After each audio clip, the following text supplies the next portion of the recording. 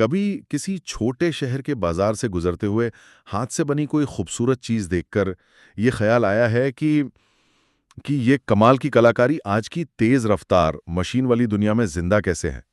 मतलब वो कारीगर जो शायद पीढ़ियों से एक ही हुनर को सहेजता आया है, वो बड़ी बड़ी कंपनियों के मास प्रोडक्शन के सामने कैसे टिक पाता है।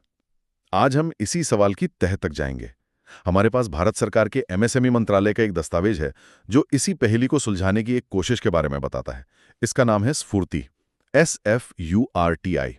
और आज हम इसी दस्तावेज को परत दर परत खोलकर देखेंगे कि यह स्फूर्ति योजना आखिर है क्या। ये कागज पर जितनी अच्छी लगती है, क्या जमीन पर भी उतनी ही कारगर है? और ये पारंपरिक कला को बचाने और उसे कारोबार में बदलने के बीच का संतुलन कैसे साधती है? तो चलिए शुरू करते हैं। सबसे पहले तो इस नाम स्फूर्ति का पूरा मतलब ये है पारंपरिक उद्योगों के उत्थान के लिए कोष की योजना, scheme of fund for regeneration of traditional industries. ये तो काफी भारी भरकम और मतलब टिपिकल सरकारी नाम है। बिल्कुल, सरकारी दस्तावेजों की भाषा ऐसी ही होती है, इसीलिए इसे स्फूर्ति ही बुलाते हैं, जो सुनने में भी अच्छा लगता है और जिसका मतलब ही है फुर्ती। हाँ, ये बेहतर है। और इसका जो मूल विचार है ना, वो बहुत साफ है। ये योजना अलग अलग कारीगरों को एक एक करके पैसा देने के बारे में नहीं है। इसका मकसद है एक ही तरह का काम करने वाले कारीगरों को एक साथ लाना। अच्छा, उनके समूह यानी क्लस्टर बनाना। अच्छा, तो ये मतलब 1 और 1 11 बनाने वाली बात हो गई। बिल्कुल बिल्कुल। इससे उन्हें वो मिलता है जिसे इकोनॉमी ऑफ स्केल कहते हैं। सोचिए, एक अकेला कुम्हार अगर मिट्टी खरीदता है तो उसे महंगी मिलती है, लेकिन अगर मान लीजिए 200 कुम्हार मिलकर एक साथ ट्रक भर के मिट्टी मंगवाएंगे तो दाम बहुत कम हो जाएगा। सही बात है। यही बात रंगों पर, औजारों पर, हर चीज पर लागू होती है। साथ मिलकर वो आधुनिक मशीनें खरीद सकते हैं जो एक अकेला कारीगर कभी नहीं खरीद सकता। और बाजारों तक पहुंचना भी आसान हो जाता होगा। सबसे बड़ी बात वही है, मिलकर वो बड़े खरीदारों तक पहुंच सकते हैं, शहरों में, यहाँ तक कि विदेशों में भी। ये तो समझ आता है। तो इसमें किस तरह के उद्योग आते हैं? क्या ये सिर्फ मिट्टी के बर्तन या लकड़ी के खिलौनों तक ही सीमित है? नहीं नहीं, इसका दायरा काफी बड़ा है। मोटे तौर पर 3 श्रेणियां हैं। एक तो खादी, दूसरा कोयर यानी नारियल की जटा से बनने वाले उत्पाद, ओके। और तीसरी और सबसे बड़ी श्रेणी है ग्रामोद्योग।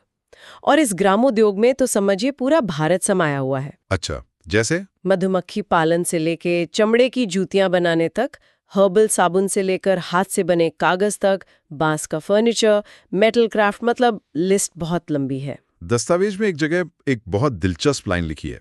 ये कहती है कि योजना का एक उद्देश्य सप्लाई ड्रिवन मॉडल से मार्केट ड्रिवन मॉडल की ओर जाना है। ये सुनने में तो बहुत बिजनेस जैसा लगता है, पर इसका असल में मतलब क्या है? इसका मतलब बहुत गहरा है। देखिए, सप्लाई ड्रिवन का मतलब है कि कारीगर वो बना रहा है जो वो पीढ़ियों से बनाता आया है, जो उसे बनाना आता है। और मार्केट ड्रिवन का मतलब है कि कारीगर वो बना रहा है जिसके बाजार में, मतलब मार्केट में डिमांड है, मांग है। एक मिनट, यहीं पर एक सवाल उठता है। ये मार्केट ड्रिवन वाली बात सुनने में तो अच्छी है, पर इसका एक दूसरा पहलू भी तो है। हाँ। क्या इससे हमारी कला की जो मौलिकता है उस पर असर नहीं पड़ेगा? अगर बनारस का एक बुनकर, जिसकी कला पीढ़ियों से एक खास डिजाइन के लिए जानी जाती है, सही, उसे मुंबई के किसी बड़े रिटेलर की मांग पर कुछ और बनाना पड़े, तो क्या वो कला जिंदा रहेगी या बस एक प्रोडक्ट बनकर रह जाएगी? ये बहुत जरूरी सवाल है और यही इस योजना की सबसे बड़ी चुनौती भी है। इसके जवाब संतुलन में है। योजना का मकसद कला को खत्म करना नहीं, बल्कि उसे समकालीन बनाना है। समकालीन मतलब? जैसे हो सकता है कि पारंपरिक डिजाइन वही रहे, लेकिन रंगों का कॉम्बिनेशन ऐसा हो जो आज के युवाओं को पसंद आए।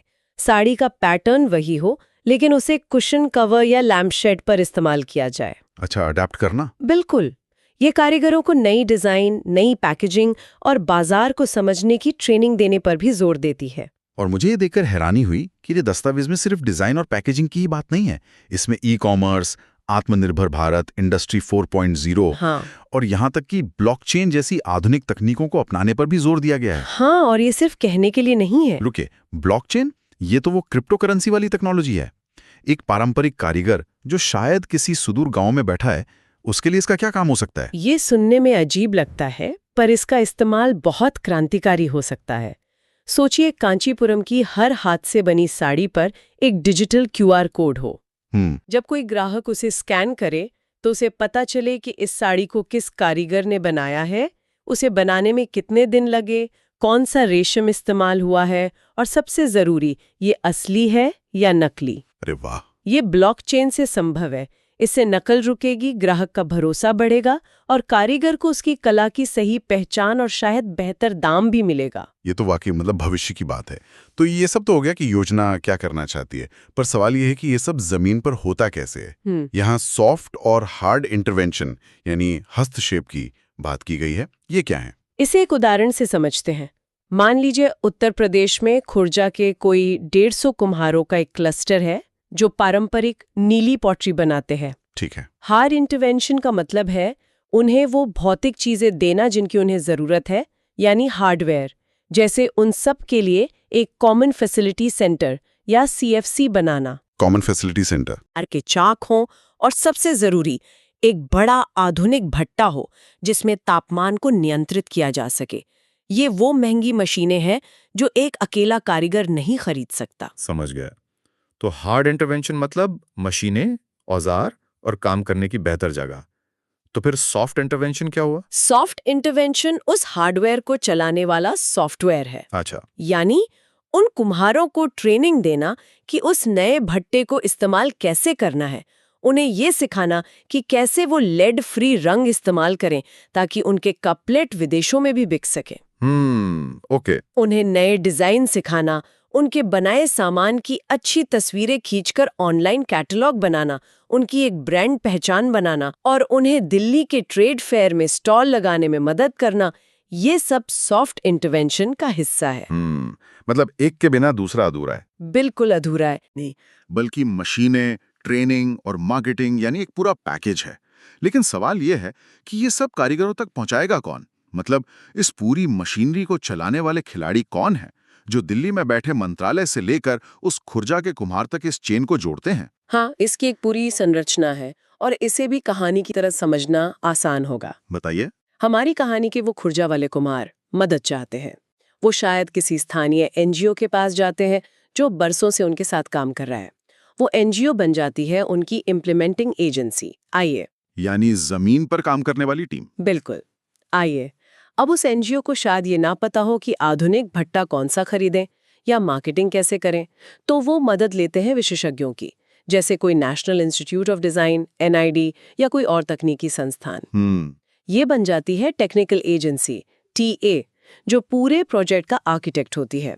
वो एक डिटेल्ड प्रोजेक्ट रिपोर्ट मतलब DPR बनाती है। अच्छा, पूरा प्लान। हाँ, कि क्या क्या चाहिए, कितना खर्च आएगा, फायदा क्या होगा, सब कुछ। यानी टीए ने पूरा नक्शा बना दिया। अब ये नक्शा यानी DPR जाता है एक बड़ी संस्था के पास जिसे नोडल एजेंसी NA कहते हैं। ये राष्ट्रीय स्तर की संस्थाएं हैं, जैसे खादी के लिए KVIC या कॉयर के लिए कॉयर बोर्ड। ओके। ये एक तरह से जोनल मैनेजर हैं जो पक्का करते हैं कि प्रोजेक्ट योजना के नियमों के हिसाब से है या नहीं। और जब नोडल एजेंसी इसे हरी झंडी दे देती है, तब फाइल पहुंचती है दिल्ली स्कीम स्टीयरिंग कमेटी के पास, जो हेड ऑफिस है। हाँ, जो इस पूरी योजना का हेड ऑफिस है। वहां से अंतिम मंजूरी और पैसा जारी होता है। एक मिनट, मुझे यहाँ एक चीज ना चौंकाया है। इस पूरी चेन में एक और नाम है, स्पेशल पर्पस व्हीकल, SPV। ये शब्द तो मैंने बड़े बड़े इंफ्रास्ट्रक्चर प्रोजेक्ट्स में सुना है। कारीगरों के क्लस्टर में इसका क्या काम है? ये तो बहुत अनोखी बात लगती है। और यही इस योजना की आत्मा है। ये सबसे जरूरी हिस्सा है। अच्छा।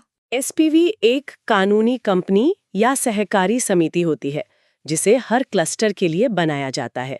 और सबसे बड़ी बात, इसके मालिक और सदस्य वो कारीगर खुद होते हैं। क्या बात है। प्रोजेक्ट के शुरुआती 3 साल तक तो इम्प्लीमेंटिंग एजेंसी यानी वो NGO सब कुछ संभालती है, लेकिन उसके बाद वो सारा कॉमन फैसिलिटी सेंटर, सारी मशीनें, सारा कारोबार, सब कुछ इस SPV को सौंप देती है। मतलब सरकार और NGO कुछ साल बाद हट जाते हैं और कारीगर खुद अपनी कंपनी के मालिक बन जाते हैं। ठीक समझे। मकसद सिर्फ मदद देना नहीं है, बल्कि कारीगरों को आत्मनिर्भर कारोबारी बनाना है। कमाल है। और इसमें एक शर्त भी है जो इसे और खास बनाती है। दस्तावेज कहता है कि SPV जो भी मुनाफा कमाएगी उसका कम से कम 90% हिस्सा या तो सदस्यों यानी कारीगरों में बांटा जाएगा या फिर क्लस्टर के विकास में ही फिर से निवेश किया जाएगा। तो ये सही मायनों में कारीगरों का, कारीगरों के लिए और कारीगरों द्वारा चलाया जाने वाला उद्यम बन जाता है। ये वाकई एक बहुत शक्तिशाली विचार है। अब आते हैं सबसे जरूरी सवाल पर, पैसा। इस सब के लिए आर्थिक मदद मिलती कैसे है और कितनी? योजना में 2 तरह के क्लस्टर बताए गए हैं। एक है रेगुलर क्लस्टर, जिसमें 500 कारीगर तक हो सकते हैं। ठीक है। इसके विकास के लिए सरकार 2.5 करोड़ रुपए तक की मदद दे सकती है। और अगर क्लस्टर बहुत बड़ा है, 500 से ज्यादा कारीगर हैं, तो उसे मेजर क्लस्टर माना जाता है। ओके। और उसके लिए 5 करोड़ रुपए तक की मदद का प्रावधान है। और ये पैसा किस तरह से दिया जाता है? क्या ये 100% ग्रांट होती है? नहीं, और यहीं पर एक और दिलचस्प पहलू है। हार्ड इंटरवेंशन के लिए, यानी मशीनरी और बिल्डिंग बनाने के लिए, सरकार कुल लागत का 90% देती है। और बाकी 10%? बाकी 10% पैसा इम्प्लीमेंटिंग एजेंसी या कारीगरों के समूह को खुद लगाना पड़ता है। लेकिन वो 10%, अगर प्रोजेक्ट 2 करोड़ का है तो 10% मतलब 20 लाख रुपए। कारीगरों के एक समूह के लिए ये जुटाना भी तो एक बहुत बड़ी चुनौती हो सकती है। पर ये एक चुनौती होती भी है। लेकिन इसके पीछे का विचार है प्रोजेक्ट में उनकी हिस्सेदारी और अपनापन सुनिश्चित करना। अच्छा, ओनरशिप वाली बात। बिल्कुल। जब किसी का अपना पैसा लगा होता है तो वो उस काम को ज्यादा गंभीरता से लेता है।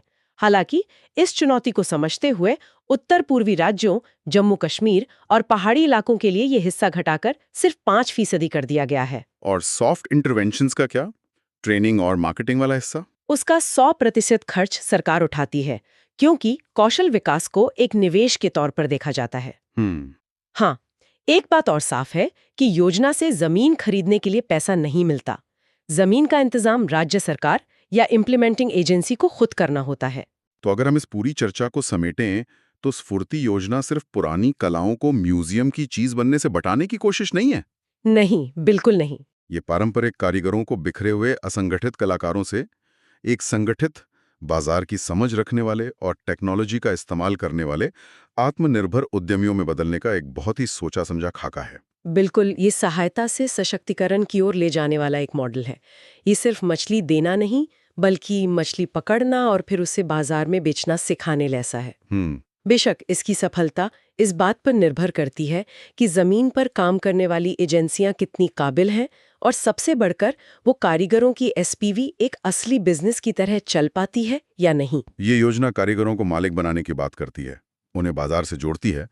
तो हमारे श्रोताओं के लिए सोचने वाली बात यह है, जो हमने बीच में भी उठाई थी, जब एक पारंपरिक कला जिसका अपना एक इतिहास और पहचान है, वो एक संगठित व्यवसाय का रूप ले लेती है, तो क्या वो अपनी असली पहचान, अपनी आत्मा को बनाए रख पाती है, या फिर बाजार की मांगें, मुनाफे का दबाव और व्यावसायिक दक्षता की जरूरत उस कला के मूल स्वरूप पर धीरे धीरे हावी हो जाती है?